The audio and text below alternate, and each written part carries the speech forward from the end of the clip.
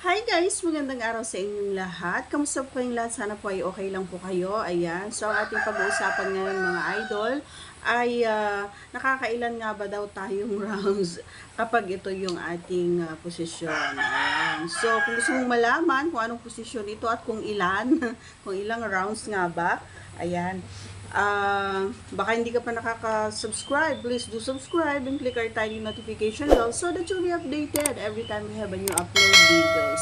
Disclaimer na rin mga idol, ang video ito ay para lamang po sa may bukas ang kaisipan at may malawak na pang-unawa. Kung wala po tayo nito, maaari na lamang pong mag-skip at mamili ng mga videos na nararapat po para sa inyo. Okay.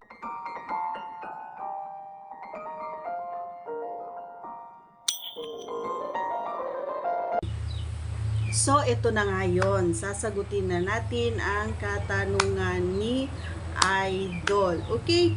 So, bilang isang araw-araw na tinatanong, siguro naman napapanood yung lahat ng videos ko, no? Kung updated ka, alam mo na itong posisyon na ito ay pinakaayaw ko talaga. Ito yung aw-aw. O, alam mo na kung nakakailan nga ba daw ako or kahit yung partner natin. Ang totoo, ako wala talaga. Although nakakaramdam ako, pero hindi katulad pag ako yung nagtrabaho, pag ako yung nasa ibang.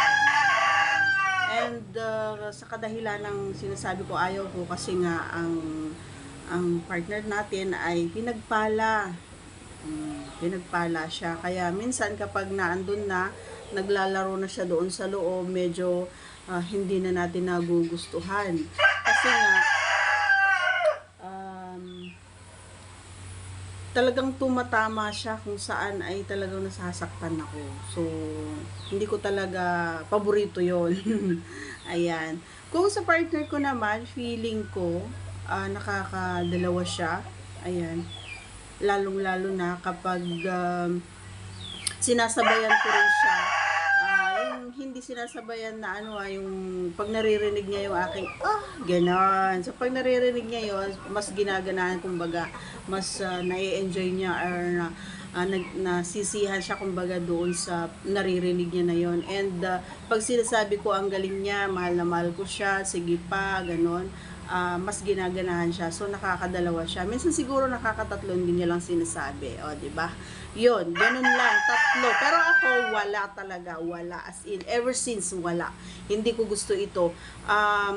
Pinapayagan ko lang na gawin niya ito or gawin namin ito. Gawa nga ng mahal ko siya and gusto kong mapasaya ko siya, gusto kong satisfy siya.